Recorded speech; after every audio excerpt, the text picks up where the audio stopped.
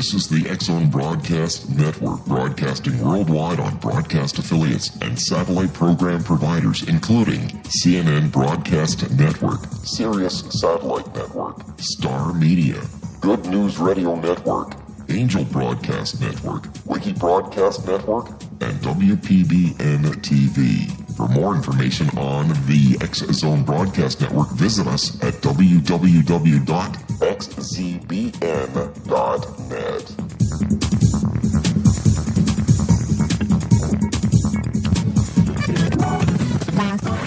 All Hit Radio.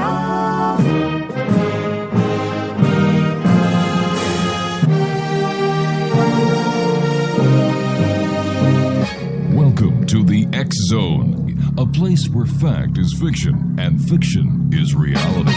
Now, here's your host, Rob McConnell.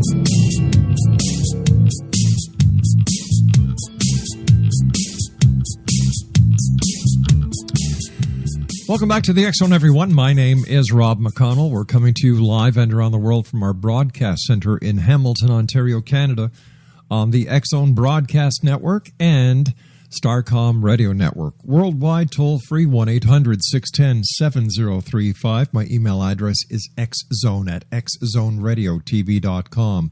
On all social media sites, X-Zone Radio TV, and our main website where you can listen to the X-Zone 24/7, 365, www.xzoneradiotv.com. My guest this hour is a lady that we've had the pleasure of having on the show many times, but it's been such a long time that she is with us. I am so happy that, well, PMH Atwater is with us this hour, Exonation. She is one of the original researchers in the field of near-death studies, having begun her work in 1978 and completing 10 books on her findings, some of which have now been verified in clinical settings. Her big book of near-death experiences was featured in the online version of Newsweek Magazine. Near-death experiences, the rest of the story, is her most complete and controversial work yet. She has won many awards, appeared on numerous TV shows, and spoken out around the world, always inviting people to look past appearances for the truth that underlies what we think we know. Her website, www.pmhatwater.com. My guest is the one and only PMH Atwater. And PMH, as I told you when I called you a little while ago, it's so great having you back on the X-Zone. Welcome home, PMH. Oh, wow. Wow. You are just so great. No, the guests are great. You are. Absolutely wow. It is so good to be back. So how are you, my dear friend? Oh, busy. I'm working on 2 books and have a new one out and working on 2 others, and have 2 others in the slot. So, yeah, I'm working. Wow. Congratulations on your latest 2 that have been published, Dying to Know You, Proof of God and the Near-Death Experience, and Children of the Fifth World. Now, that's where you talk about evolution changes in the human family and the new kids. Now, these are they the indigo children? Look, friend, let's take all those little buzzwords. Okay. Let's take indigo, crystal, starseed, on and on and on, cosmic, right, rainbow, all these different labels that we have for children. Yeah.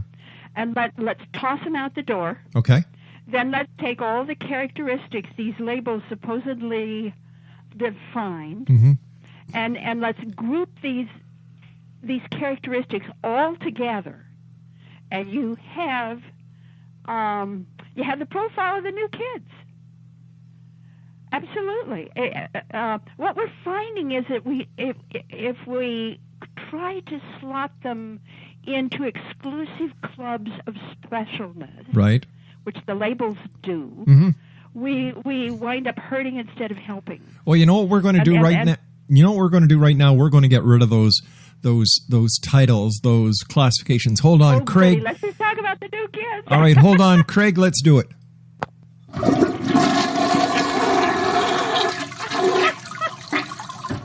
There we go. Flushing the toilet. Yeah. They're gone. Let's You're my kind of person. Let's just call them new kids, right? I absolutely respect and honor all the people around the world that came up with all these labels. What they were trying to do was alert us to the fact that the human race was changing. Yep. That's good. That's wonderful. But we need to recognize now that those labels are doing more harm than good.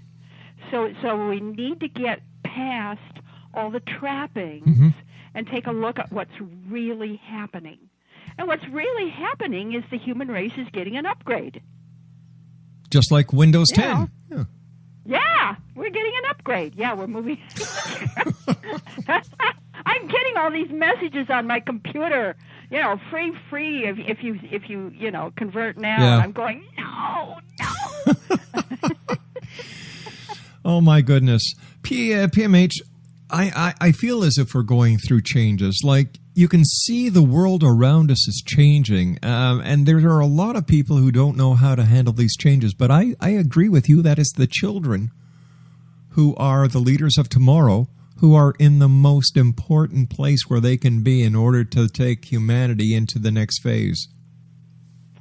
Well, the DNA core of the human race is changing. It's altering. We can go back in time and we can see how the entry of humanoids and human beings coming into the earth plane have gone through phases. If we turn to the metaphysical world or the mystical world, then they call those phases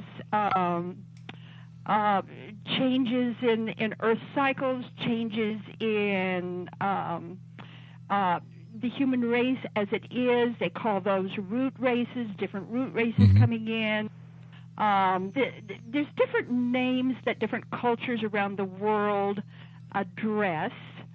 But, when I look at it, what I'm seeing is massive changes literally in our DNA.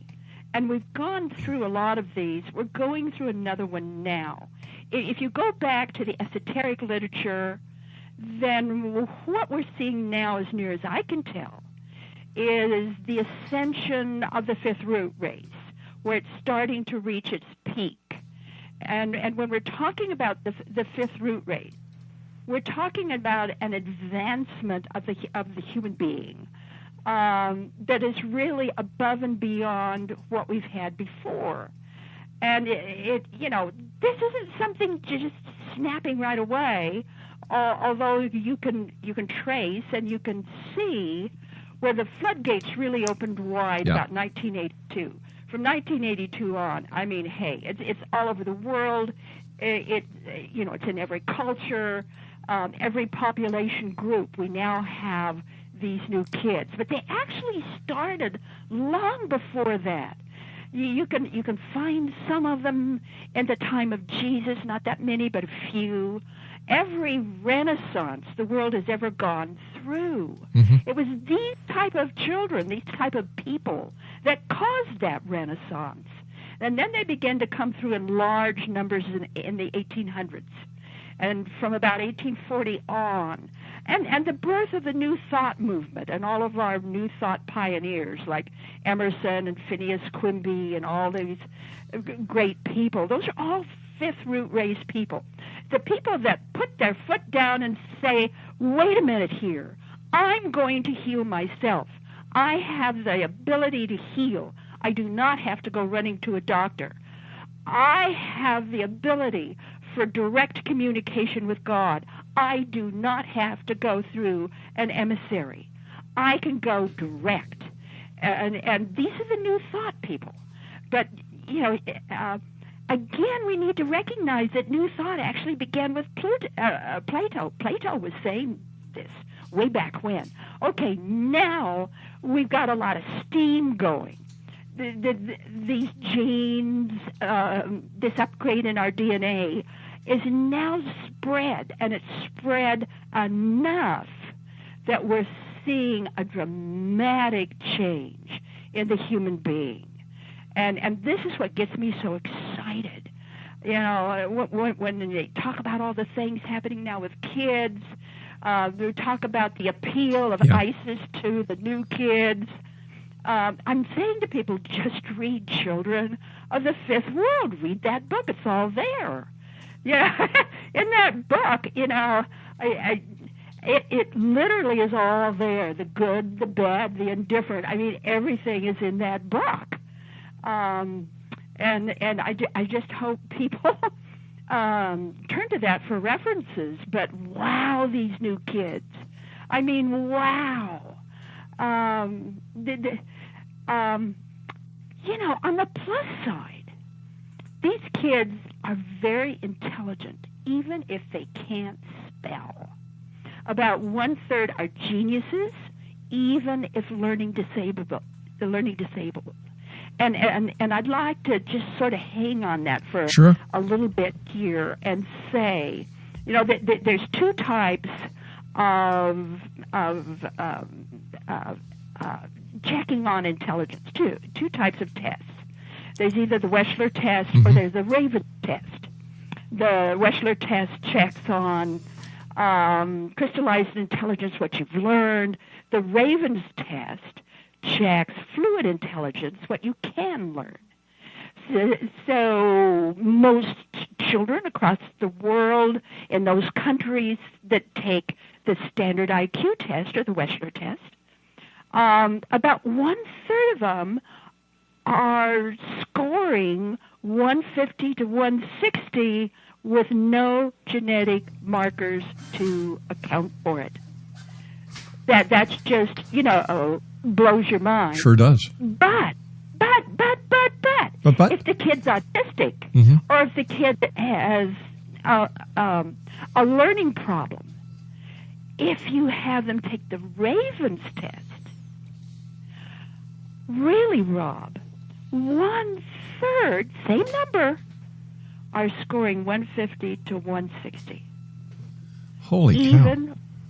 Even with autistic children. The whole thing, if you get in and really study the research, will blow your cookies. I mean, it's just going to blow you apart. These kids are music-oriented, very rhythmic. Well, most kids are. Yeah. But these kids are unusually creative and spiritually minded. They're intuitive, they're psychic, many remember past lives. They're excellent with math, Rob. Don't let them fool you. They're natural-born healers. They're ready-to-go entrepreneurs. They're irreverent. They're quirky. Wow. They have unique beliefs. They're visionary problem solvers. They're very knowing. They're volunteer-minded humanitarians. They're good. They're good. They're groupies who move as if part of a collective. Well, it's about time. Yeah. And, you know, and they abstract at very young ages. They're spatial learners. It's the fusion of sexes and gender mixing. Guess what? They're bringing us, you know, all of this lesbian, homosexual, we're changing sexes kind of stuff. They're multisensory, multi-channelers who live in a multiverse. So that's a whole new kind of kids. And many of them go to night school. And why? You know, I never, you know, well, you know, what's night school? I thought they were just dreaming. Then I was in a shopping center. Okay. And there was a mother to my right. She had a little boy, I guess maybe, first grade level. And way down the hall in this shopping center was mom and dad and another little boy, about the same age. These two boys recognize each other immediately, call each other by name, go running to each other, and start discussing their assignment they got last night in night school. Now, the biggie here is, you know, the woman to my right is local. The mom and dad are tourists. They're just traveling through. They've never been there before. How do the kids know each other? Yeah, that's my question. Yeah. Night school is real. We think our kids are going to bed and they're dreaming. Well, many of them are. And but others? a lot more are doing something else. You know, and if we look at the minus side, these kids are impulsive, they're impatient, they feel entitled, they're overconfident, they have an underlying anger. That is to say, they have little tolerance for lies or manipulation, you know, the rugrat kids. They prefer the astral and synthetic worlds. They're highly sensitive to drugs and snack foods, processed foods. And they're highly sensitive to toxic, incoherent electronic energy. Oh, my gosh. Yeah, that's getting them all the time now with routers and Wi-Fi and all sure this other kind of is. stuff. Yeah. They do not assimilate nutrition well. They have no concept of authority. Absolutely none. No need for... They need mentors, not bosses. Right. Because they have no concept of authority.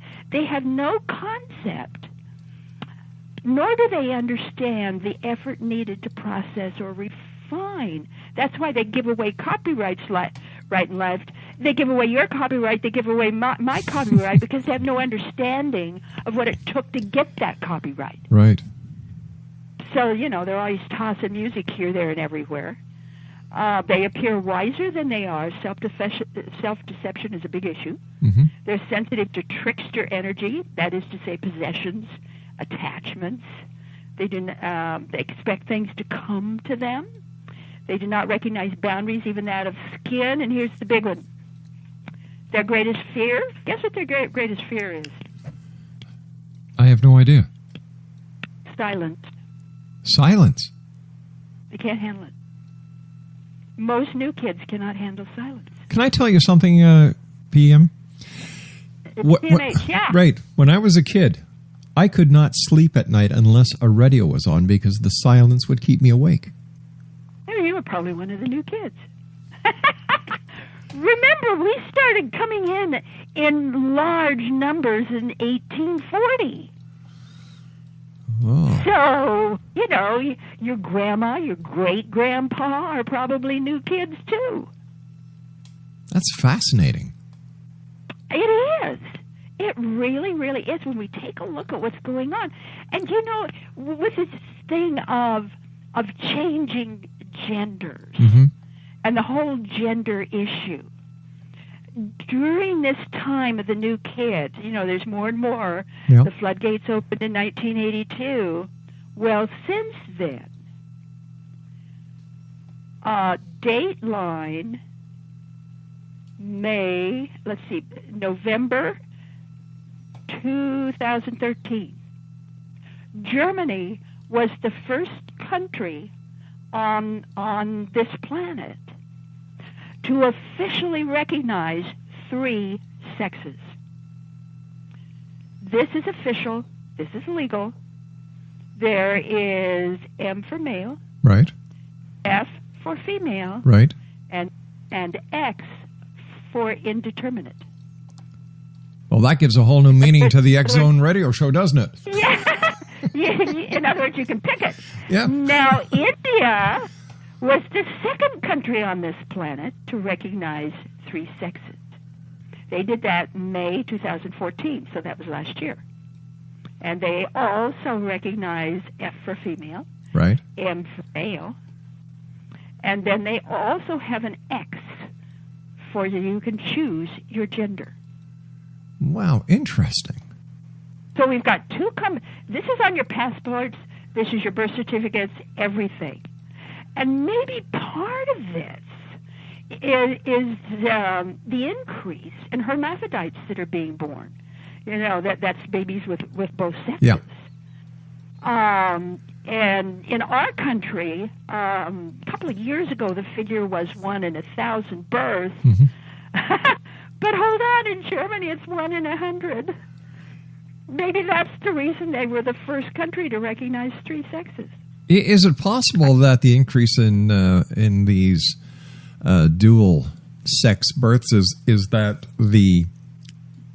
could it be the GMO foods? Could it be the It could. the different pharmaceutical because Germany was into heavy pharmaceuticals when it came to, if my memory serves me correct, into child enhancement drugs. Oh, I'd forgotten that. Yeah. Yeah, could be that maybe they're doing it. Mind you, I don't think there's anything wrong with it. That's just my personal opinion. Yeah. But it's if these children and PMH, I have no reason to doubt anything you've ever said, anything you ever will say. If these children are here and they are everything that you described to us, it's not me. God bless them for being here, because this is what we need to save this planet, to save this human race of ours. Oh, I tell you, they're doing it in incredible ways. Let me give you some examples here. Please do. We have a 19-year-old girl in Egypt who invented a new, cheaper, and virtually fuel-less propulsion method for the familiar chemical explosion and radioactive technology of conventional rocketry. How old? Okay, 19 years old. God bless her. She's a girl. She lives in Egypt, and she's a Muslim. Wow. Let me give you another wow. We have a 19-year-old boy in Brazil, skinny little college dropout, who has started the Free Brazil movement and is now getting in crowds of over 100,000 people and is directly challenging the president of Brazil. Skinny 19-year-old college dropout. Unbelievable. I mean, what is, these kids, at the age of 5, they're starting up businesses in their bedroom with the blessings of mom and dad, and with their computers, they're able to advertise their product, whether it's jewelry or whatever it is. Yep. And by the age of 15 or 16, they've paid for their college. I mean, the new kids are just... Ooh. And we've got this little boy in Canada. I forget how many... maybe about 4 or 5 years ago now. Was horrified.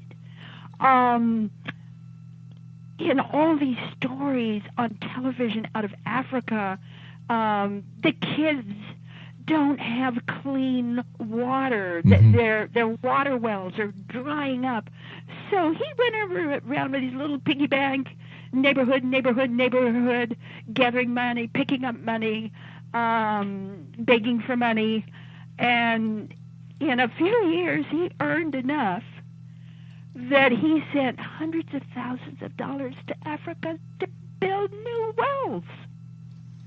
This one little boy.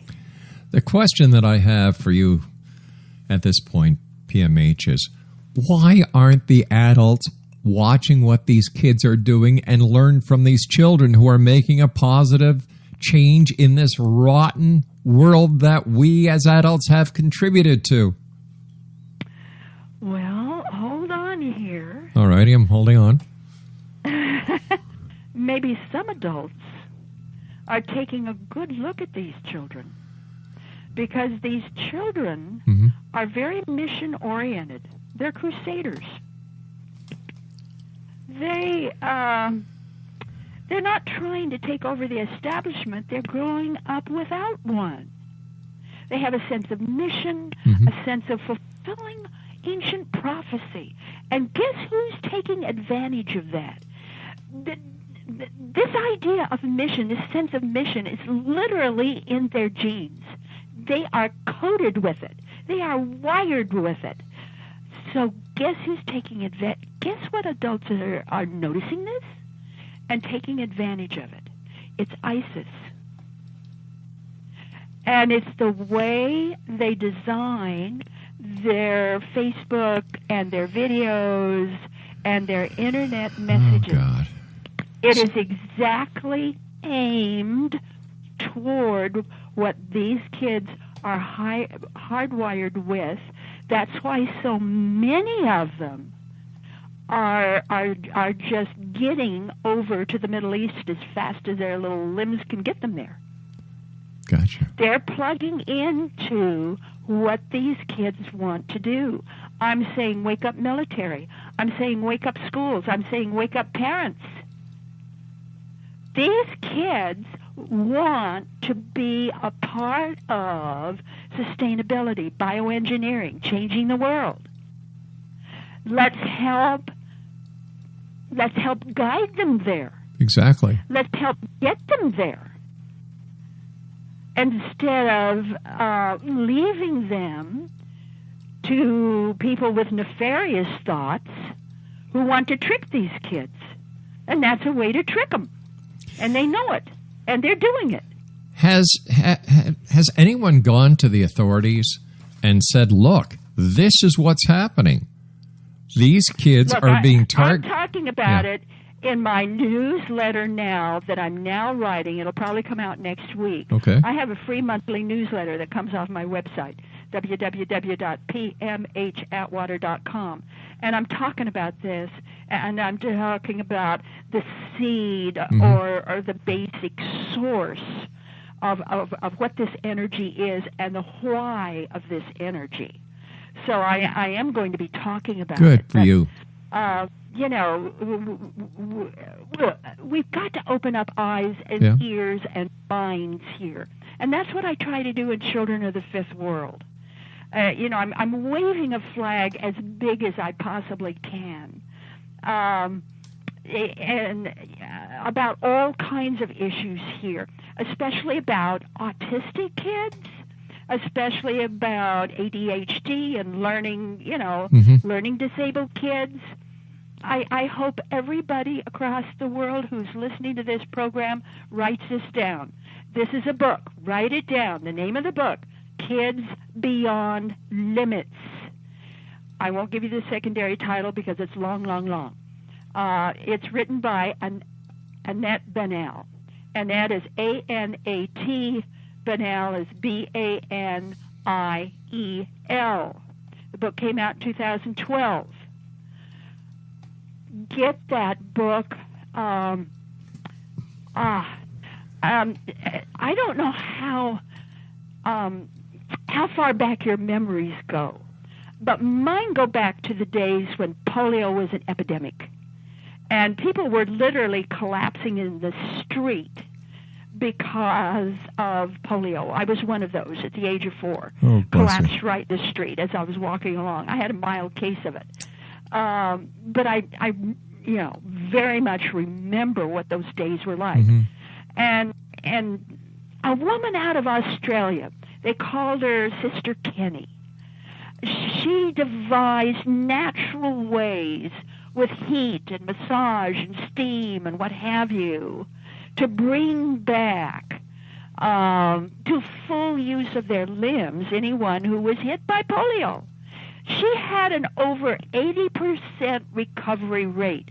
What this woman did was miracle after miracle after miracle.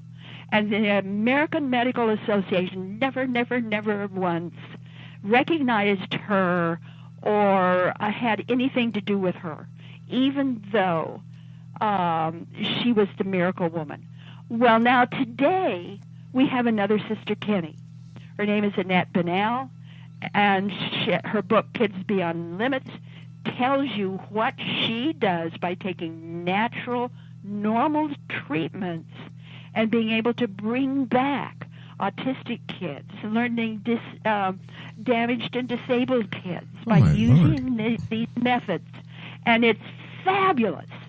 So get that book. Another book everybody needs to know about, because it's like, oops. And it's the book called Dosed. The Medication Generation Grows Up. It's by Caitlin Barnett. Let's talk about that for just a minute. These kids who start taking Ritalin and stuff like that at about the age of 9 or so, 8, 9 or so, and take it for all their school years. What we're finding now when they reach adulthood. Are you ready for this? I'm ready. They don't know what love is. They don't know what love is. Does the Ritalin? I have no idea. Now, Ritalin is in the same pharmacological classification as cocaine. It robs them Yep. of the ability to understand what love is. Oh, for gosh sake. And that book, Dose, the Medication Generation Grows Up, talks about one woman's story, but it's really the story of all of them, or at least most of them.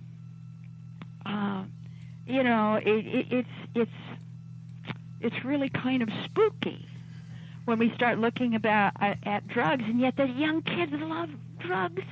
They turn to drugs all the time. But I think they turn to. I think work with them. I really think they turn to drugs because they can't get the answers that they're seeking from adults and from society. Like most adults, they're not getting feelings. That's right. And if you'll excuse this analogy, most adults, in my opinion, are like ostriches. Their heads are in the sand and their butts are up in the air. Yeah, they're not paying any attention Yeah. to the kid itself. That's right. They're looking at instead what they're being told their child should or could do. They're not really looking at their child, and they're not listening. My mother was a very strong person. When we were kids, we were given the opportunity to explore life. And when my mom would see us heading in one direction, she would give us all of that support. Like, I'm sure just like when you were a little one, PMH, we sat down, we had breakfast together, we had lunch together, we had supper together. Yeah.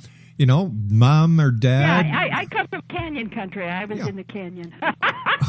Okay, so family virtues and family values were totally different back then. In today's society, it's easier for a mom and dad to let the child sit in front of the computer or play the Game Boy or do whatever they want instead of interacting with the child and learning about their child. And it's sad. It is so sad. To their child. Exactly. That, in my opinion, was the importance and the value of having meal times together where you could express what happened during the day, what your ideas were, what your goals were, what your dreams were. They don't do that today. No, they don't. And that's really sad. It is. And among the sad things is not learning about nature, getting out in nature, touching and feeling nature, smelling and oozing in the mud in nature. And that's really the precursor to really being highly developed psychically, is if you have a good connection with nature. And I'll tell you, the woman who has the best school I have ever discovered for teaching children and adults too, if they want to learn how to be creative, innovative, psychic, intuitive. Her name is Nancy Baumgarten, and she runs PsyKids, the PsyKids School, and it's www.psykids.org. The school she runs in North Carolina.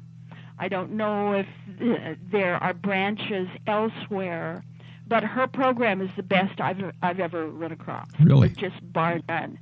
And it's fabulous.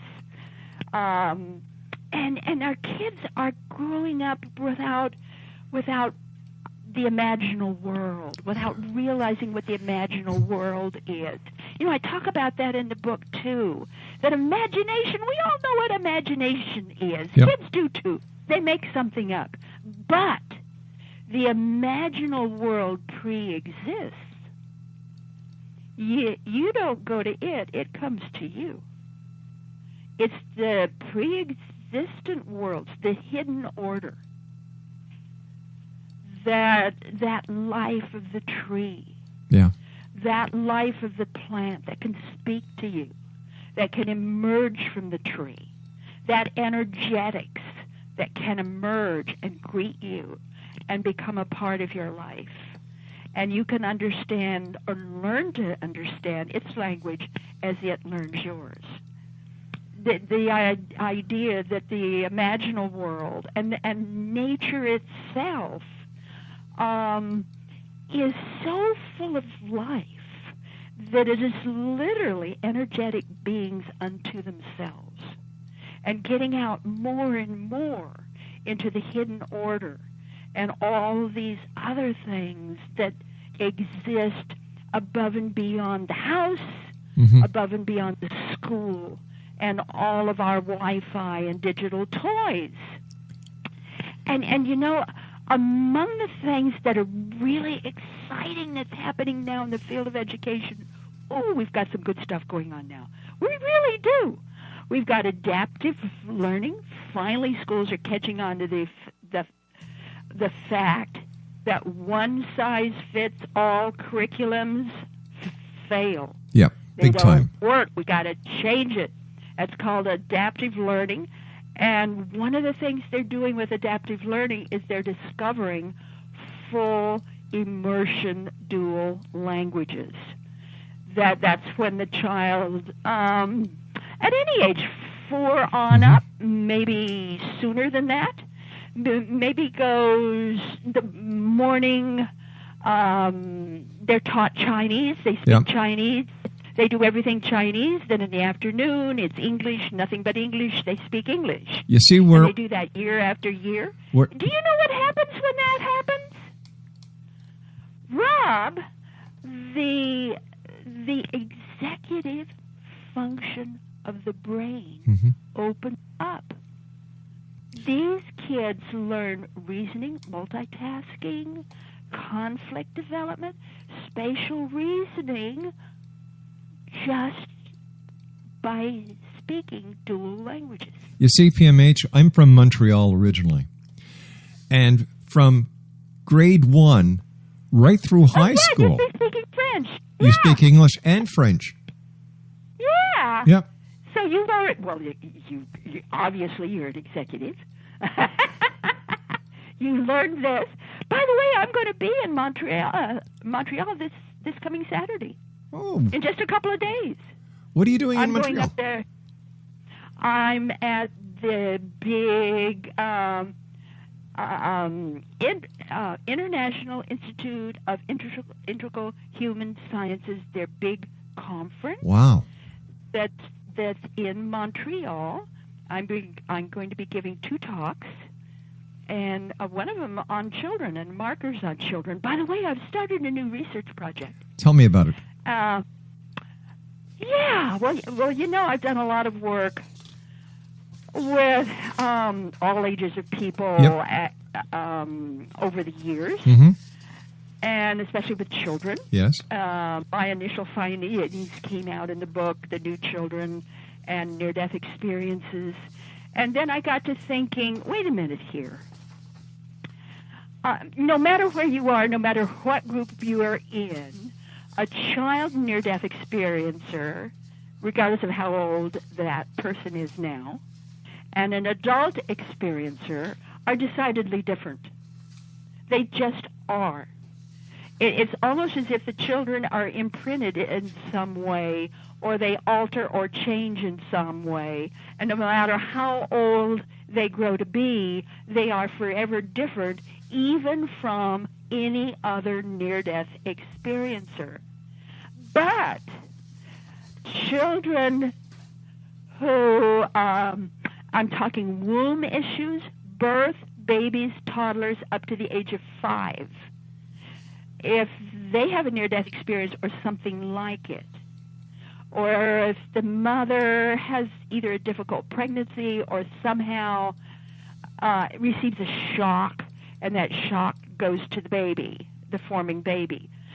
Somehow in that mix, that child can be changed. So I'm looking at those little bitty ones, those tiny ones, and I'm finding that they are so unique. They are even different from other child experiencers. So what I'm doing is a call for volunteers. Get on my website, right there in the home page is the call for volunteers. If you're different in any way, if your life has been altered in surprising ways because of something that happened between womb and the age of 5, I'm looking for you. And I really hope that you will volunteer to be a part of this project. I would like to hear from you. And the instructions are in that piece that are on my website. This is groundbreaking research, never been done before, and I want to take a look at what is really happening when these little bitty ones are changed in some manner. So I'm really wanting volunteers, again, get on my website, get that stuff, and so forth. Can I do something to help? Yeah, you can post that call for volunteers on your website. Okay, how about we do that? We'll also give a full page ad in the X Chronicles newspaper, and we will produce a public service commercial for you that we'll play on the air. Oh, that would be wonderful. So what'll happen is we'll be in touch with you over the next day or two. We'd like to have, what we'll do is we'll target the commercials to start running Monday, this coming Monday. Remember, I leave early Saturday morning. I get back Tuesday. All right, so what I will do is I will send you an email later on today or first thing tomorrow morning about what we want. Okay. You write me up the commercial, we'll produce it, we'll voice it, and we'll put it on the show to help you get this very important research out there. Oh, it will be very important. I'm suspicious about what's happening in the brain. Yeah. I'm suspicious about what is happening with the soul. I'm very suspicious about a lot of things. A lot of these kids grow up thinking they're alien or extraterrestrial. Many of them do not bond with parents. They bond with the other side. I mean, we've got strange things going on with little ones who either have a near-death experience or something like it. They're growing up very different. They're growing up with very different brains. And they're growing up with a very different look on life. So I want to get more information on that, more data, and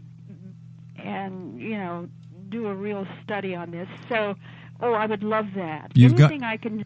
Yeah, you've got to reach these kids. You've got it, PMH. Even the kids we have right now, these special new kids that we have.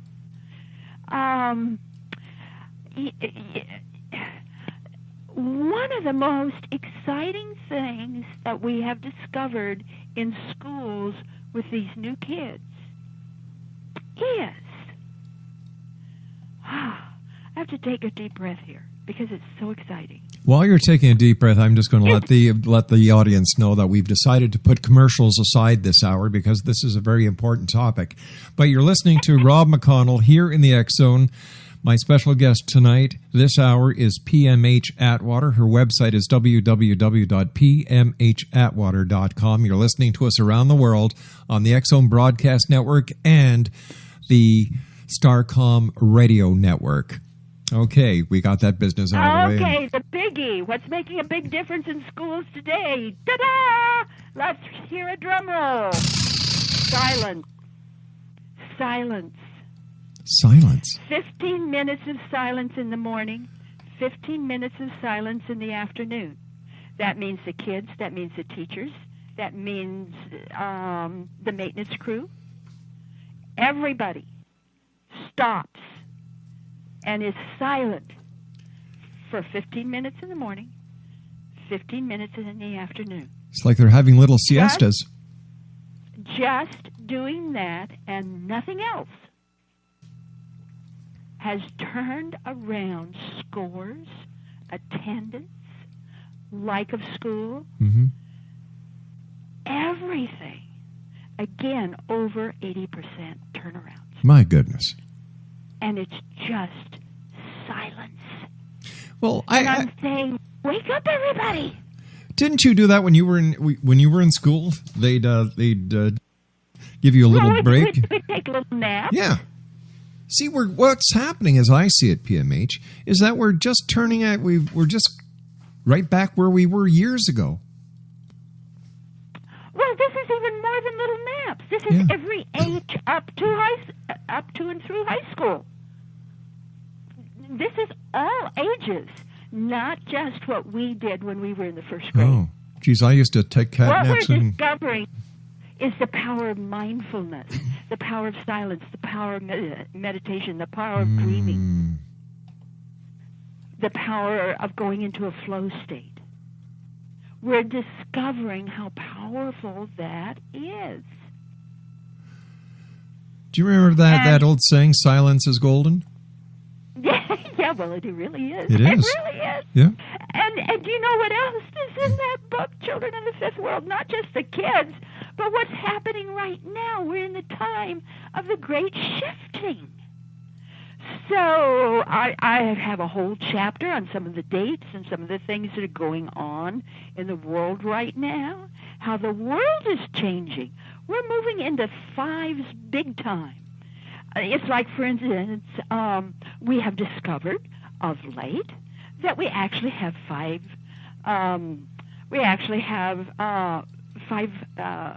brains.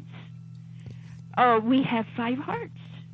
5 frequencies in the heart, 5 brainwave frequencies, the 5th dimension, the 5 types of intelligence, the 5 types of brainwaves. We're moving into all kinds of 5s. Certainly the 5th root race, but the 5, there are 5 basic forces, not 4, 5. The 5th one is torsion waves. And we're just, we're coming into all of this stuff, and we're starting to realize, whoops, there's more to life. There's more to this world than we ever dreamed there was. Like 5 brainwave frequencies certainly is gamma waves. The 5th brain, the 5th brain, Rob. Here's another one. Hold on, world. The 5th brain is, drumroll, the heart. The heart is a brain. Science has shown that about 65% of the heart cells are the same type of neural cells that are located in the brain. So the heart has neurocells in it? Yes.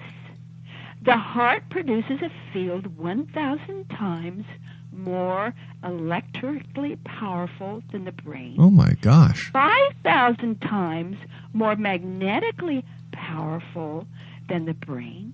It moves in infinite harmonic waves throughout all bodily systems and, another drum roll, reacts to events 4 to 7 seconds before they occur, sometimes 2 to 3 minutes before they occur. That means our heart literally is our first responder. It picks up what's going to happen before the brain does. It is what notifies the brain that something is going to happen. It is the heart that gets it first. Unbelievable. We're just finding this out. There are 5 types of intelligence. IQ, which is mental intelligence. EQ, which is emotional intelligence. SQ, which is spiritual intelligence. WQ, which is holistic intelligence.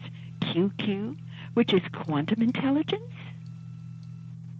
Yet, our educators tell us that anything over EQ cannot be measured, therefore, it is fiction. That is all wrong. Yep. Mind you, the educators are still trying to tell us that it was Christopher Columbus that discovered America. So. Oh, you said the magic word, Christopher Columbus. That triggers, in my mind, what else is going on here? 5 centuries before now, Christopher Columbus discovered our hemisphere, right? Well, actually, it was the Vikings. Well, hang with me for a minute. Oh, okay. All right. I'm hanging. Okay. His big ships and everything came with all his sick crew. Yep. Many of them had malaria. And they came with bugs and rats and viruses and all kinds of stuff. After his crew stepped foot on the Western Hemisphere, within 100 years, so much changed in the world that 1 in 5 people died. Holy cow. There are all kinds of books written on this, especially Charles C. Mann and the work he has done with what happened, with what Christopher Columbus did. Christopher Columbus is the one who brought us slavery. All you have to do is check his notebooks that he kept at the time. You know, he's talking about these wonderful, wonderful, happy people that greeted him and what wonderful slaves they would make. Okay, that started a homogenesine. A homogenesine changes the cellular structure big time. PMH. It turns everything into like. PMH, I hate to do this, sweetie, but we've run out of time for tonight. But we're going to have you back. We're going to have you back on, I promise, within the next 2 weeks, if it works in your schedule. Oh, really? Really. And we get to talk about the homogenesine and what the GMOs are doing. Exactly. PMH, I've got to say so long for now. Thank you so much for joining us, PMH. It's always a great pleasure talking to you, and I'll be in touch with you over the next couple of days, and we'll get that PSA done for you. Take care, dear. Bye-bye now. And to you, the members of the X Zone Nation, always remember to keep your eyes to the sky and your heart to the light. Good night, everyone.